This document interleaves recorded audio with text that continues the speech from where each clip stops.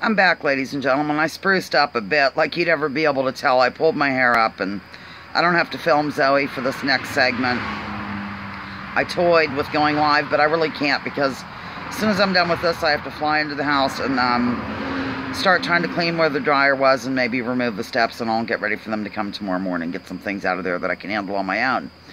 So, I'm sorry, this is Lounging with Lisa, the video series that has me lounging while coming at you with thoughts of the day. Yeah, as a follow-up to my Zoe video, the last one I did where I filmed Zoe because I looked hideous. I'll show you my boo-boo, though. Scabbing up, getting better, ladies and gentlemen. So, yeah, another thing about that segment that I looked at over on that My Humanist Report fellow is this, you know, he always brings out this Joyanne Reed creature. She's terrible. She's a hideous person. First of all, I thought that I talked fast. She talks at the speed of light, and she's always going on. I've heard this argument before, too, not just from her, about how, oh, but, you know, something about Bernie Sanders is not a Democrat.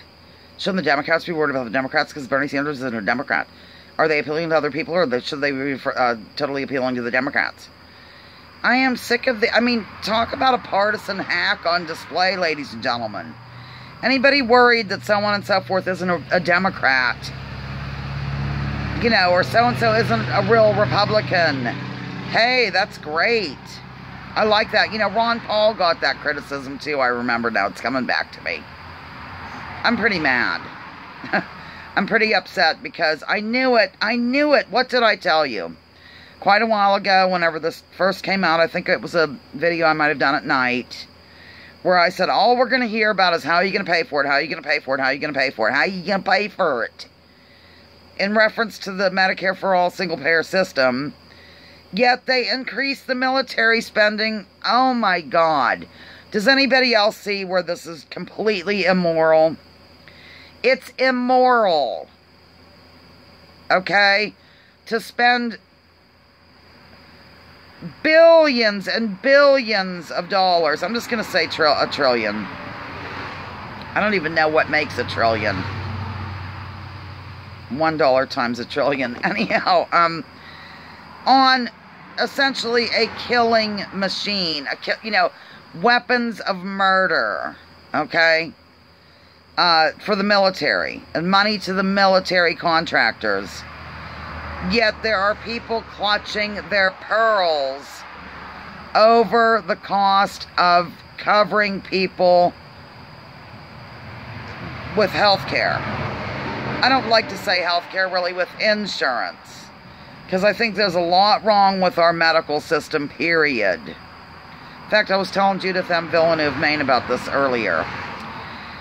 Okay, there's been a lot of people in the past that have really basically cured diseases and stuff, but what happens is, generally they are, the government whips in, and they seize the information, sometimes put the person in jail, or he mysteriously commits suicide by shooting himself in the back 5 times or something. Now, there was a doctor, I cannot remember his name, unfortunately, but I didn't expect to go off half-cocked with this. I believe it was in the 1930s, and you may look it up, and I bet you some of my subscribers already know because they're super good about this stuff. I don't have anything to drink. Okay. He found a way to kill cancer by using high vibrational, I guess more or less, now I could be getting the specifics wrong, like radio frequency waves of some sort, a certain frequency that would bounce off the cells and break them up, kill them, whatever it did. The experiment took place on, well, in the 1930s, like I said. At first, 85% of the people that had cancer were cured, like, pretty straight away. And then within weeks, months, I'm not sure, a relatively short period of time, the other 15% cleared up, ladies and gentlemen. So that means his invention, his methodology with using this particular way of life, of getting, you know, killing the cancer, was 100% effective. But we can't have that. No, no, no. That will cut the profits of the pharmaceutical companies. So that's what happened. His research was seized. I don't remember what happened to him. I just stumbled across this information recently, like very briefly. Enough to take that much in to tell you. And then people went back to the same old, chemo or whatever they had in the 30s, prescribing medicines from the pharmaceutical. Does anybody see how this works now? I know you do. I'm being smart. Here's how it works. The environment is poisoned on several levels. Industrial pollution, the geoengineering that's unfolding, environmental stimuli that make people sick. Then they're forced to, of course, use the pharmaceutical cures. And they're also generally forced to stay at a job that sometimes they can't stand because some administration thought the idea would be brilliant to tie health insurance, in with a person's employment. I believe it was in the 1940s. Don't quote me on it. I could be wrong. Oh, I have been wrong about a couple things lately. I should really straighten up if I remember. So anyhow, yes, you're tied to an employer, probably not making a lot of money. You stay with that employer because you get insurance. You're poisoned by the environment or your own drinking water, as in the case of Flint, Michigan, and I believe it's 3,000 other cities here in the United States. Land of the free, home of the brave, remember? And, yeah, so you have to use the medical system in place, which is backed up strongly by the pharmaceutical companies.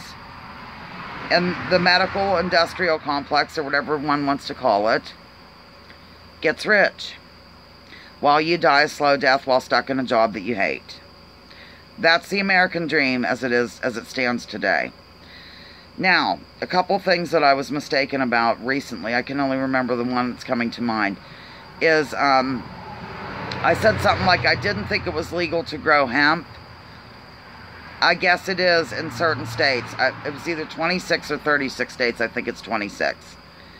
And there was something else. I mean, unless I say I know for a fact or whatever, you kind of have to check into what I say. Because I don't, what I mean. I get off on a tangent and I'm not. But I'm not presenting myself as a, as a national journalist of some kind. I'm a local journalist. Now I can tell you what's going on up in Conneautville or something if you want to hear that, but you don't. Yeah. So that's the thing. It makes me sick. I hope that people consider when they're clutching pearls over, oh, my taxes are going to go up if we have the single payer insurance. First of all, they don't take into account that they won't be paying money to an insurance company or a deductible. That will help them, ladies and gentlemen. And second of all, it's okay to go ahead and pay for the war machine. In fact, there was somebody, I forget who it was. They said, they were totally comfortable asking a West Virginian to pitch in for the defense budget, but they just wouldn't be comfortable having that same person who lives in West Virginia pitch in for health care. Our priorities are so effed up here, ladies and gentlemen. I mean, we should really follow the advice of Smedley Butler, Major General Smedley Butler, who wrote the book War is a Racket back in the 30s. Everything's from the 30s today with me. Yeah, where he said that's Mars meowing. Oh, what do you want, honey? What did he say? That we shouldn't have any kind of ships or military equipment.